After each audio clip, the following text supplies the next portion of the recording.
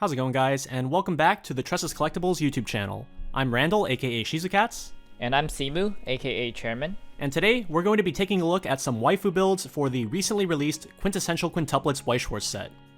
Typically, sets in Weiss Schwarz are designed in a way that splits up the most powerful cards across many different characters, which means that building a deck with just your favorites might result in a weaker overall deck.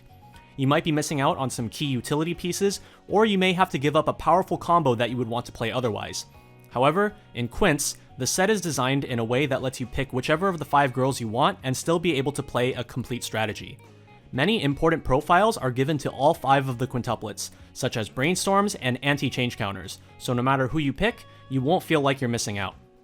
In addition, there are even some cards that encourage playing a waifu build, with effects that specifically look for the name of the character, contrasting with other cards that look for the set's central trait, quintuplets. Each girl has their own unique identity and strategies, so let's get right into our first deck. Starting with the first sister in line, we have Ichika Waifu. This deck combines the power of 8 choice triggers with 8 twin drive cards to allocate resources flexibly between hand and stock while building towards a powerful finishing combo. Playing an Ichika only deck allows you to tap into the power of 2 different twin drive cards, one at level 0 and the other at level 1. They both have the same exact effect. On your turn, if all your characters are Ichika, they gain 2000 power and pay 1 twin drive. The level 0 attacks at 4000 power, while the level 1 attacks for 6500, both respectable power lines that hit over most costless walls at those levels.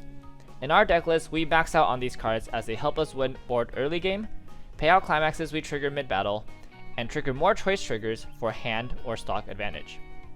To supplement our climax lineup, we run the Ichika Brainstorm that works with choice triggers, the 1-1 back row that turns our choice triggers into top deck 2 at any card, and 2 different 1-1 cards that have soul triggers on them to increase our soul trigger count.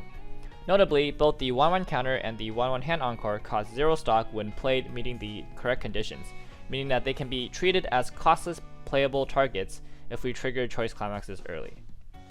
In our opening mulligan, we want to actively discard cards with soul triggers to make our choice triggers live. Level 0 can be played fairly aggressively with the on-death Ichika that can potentially add 2 cards and the clean cut. At level 1, play as many climax combos as possible and win the board offensively with twin drives and beaters, as well as defensively with the refund counter. Going into level 2, I like to prioritize playing as many early play healers as possible to grow a damage lead. They only cost 1 stock and are huge cross turn.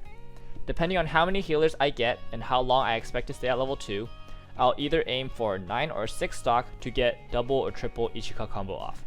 Double Ichika combo is plenty strong, especially if you win board at level 2 and get to direct attack with the combo. And you can always follow it up next turn with a singular Ichika combo to close out the game.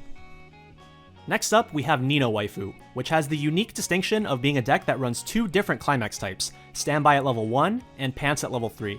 As such, she has a pretty unique playstyle compared to her sisters.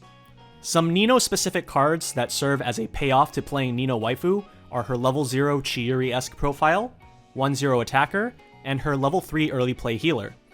The level 0 Nino automatically becomes a very solid 2500 power if you only have Ninos, and her on-death ability lets you discard a card to check up to 4 cards from the top of your deck for another Nino, giving you good costless filtering as well as free mill, which is quite important in this deck for getting potential standby targets into the waiting room during the early game. The level 1 Nino becomes 6k if you only have Ninos on board, but with even more upside on top. On attack, she gets to look at up to 2 cards from the top of your deck and choose one of them to put back on top of your deck to be the trigger. This lets you scout for potential standby climaxes to bolster your board, or pants climaxes to salvage climaxes to use later on.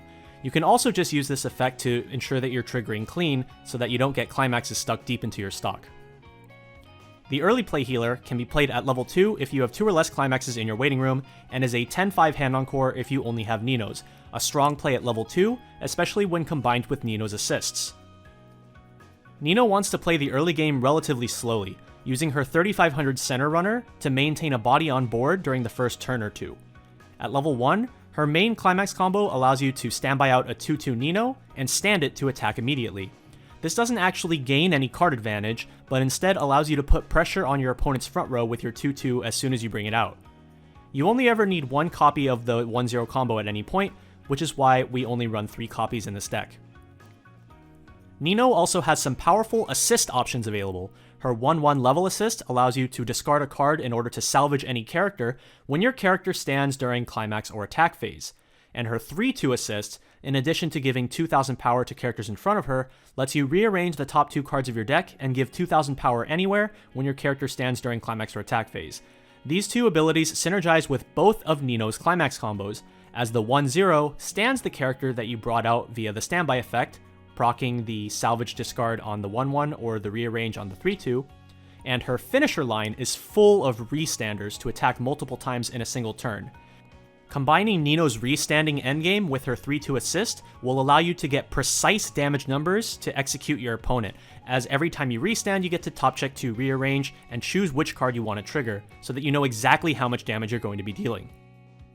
In the middle, we have Miku Waifu, a deck that utilizes 8 pants triggers to loop climaxes and build advantage.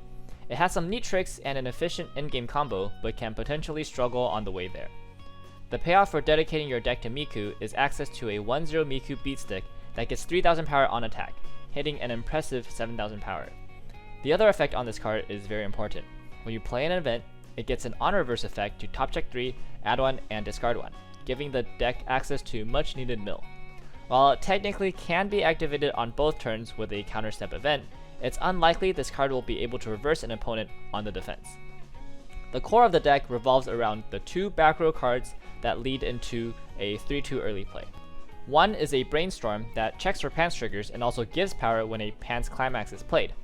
The other is a 1/1 level support for Miku Name that gives clock access when triggering a pants trigger, and also gives a top check to rearrange after an event is played. This leads to some neat tricks when used with headphones at counter timing, allowing you to stack a climax on top to cancel 1 damage swings, or stack it second to cancel later and leave fewer clean cards in the deck. The 3/2 early play Miku also gets power when an event is played, making headphones a 2k counter when played at counter step. Early game requires a lot of setup with heavy priority on acquiring at least 1 Brainstorm. Since the level 1 combo does not mill, brainstorming is an effective way to help get through first deck, as well as mill targets into the waiting room for the headphones event. Starting at level 1, the deck aims to loop the 1/0 Miku combo that searches or salvages the headphones event. You can continue looping the combo well into level 2 while setting up the early play to help win board. The deck can play fairly aggressively with the stock, as you only need 7 stock for a triple Miku combo, which is a powerful finishing turn, especially against high compression decks. Moving along, we have Yotsuba Waifu. With 8 gold bar climaxes, the deck plays similarly to Miku Waifu in that it wants to loop climax combos every turn. However, the main goal of the deck is to set up a wall of early play healers that also minus soul to the opponent's board and going for back-to-back turns of taking no damage whatsoever. Yotsuba stands have access to a variety of powerful cards, including a level 0 clean cut that attacks for 4,000 power, a level 1 Yotsuba 6k cross-turn beat stick that's also an on-death top check 3 filter, and a 3/2 early play that's big, refunds 1 stock, and draws cards. These cards all support the climax spread and help draw into climaxes, filter climaxes for other cards, or help recuperate board advantage to loop climax combos. In addition, the deck runs 2 different gold bar support back row cards, one at level 0 and the other at level 2, which is part of the minus soul wall combo package. These gold bar supports both give access to the next 2 cards of the deck when you trigger a gold bar, which results in a lot of selectivity as well as additional mill. As such, the deck's game plan at level 0 is to prioritize securing the gold bar support using the Summon Riki. You can also attack with the support and clean cut it back. Level 1 should be very comfortable since gold bar level 1 combos have a significantly easier time both acquiring and looping the climax combo. At level 2, the goal is to field at least 2 Yotsuba 2/1 change combos, preferably with another one behind them to act as a 2k power support. You change into the 3/2s, heal, and begin denying damage. Since the plan is to play a gold bar climax every turn, you can also assemble the 3/2 Yotsuba board bit by bit, and the combo is very powerful even at level 3. Last, but certainly not least, we have Itsuki Waifu, whose deck focuses on her 8 gate climaxes.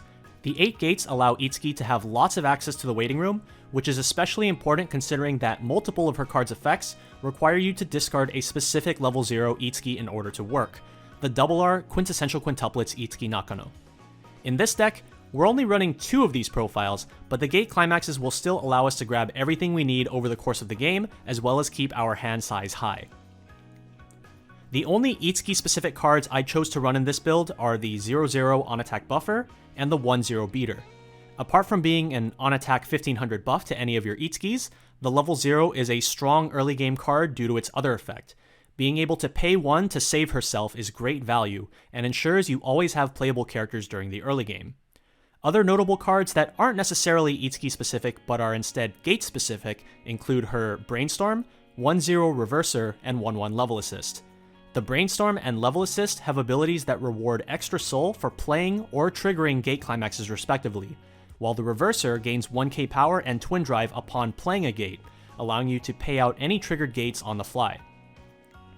Starting from level 0, you typically want to play a bit on the slow side. Use her 4k beater to maintain a body on board, and you can also field the on-attack buffer or 0/0 Reverser as well. I would try not to play too aggressively, since you don't want climaxes to get buried deep in stock right from the get-go.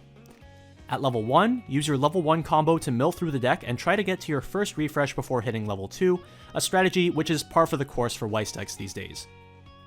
In the late game, you're looking to get reverses with your powerful level 3 finisher. On reverse, pay 2 and discard a card to shuffle 2 cards from the opponent's waiting room back into their deck, and then burn them for 3. Without any help apart from a full board, Itsuki can reach 12,500 power on the offense, which is a respectable enough power line, but with help from cards like her 1/1 Level Assist and the level 0 buffer, she can reach even greater heights.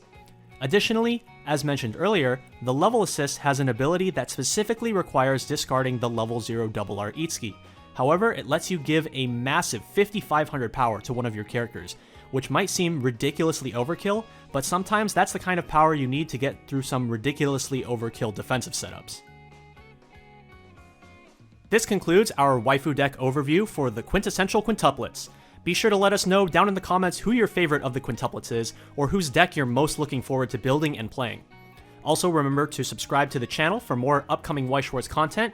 Coming up for Quintessential Quintuplets, we have a meta deck profile, as well as a bunch of gameplay in store for you guys, including some gameplay with these waifu decks that you guys saw in this video.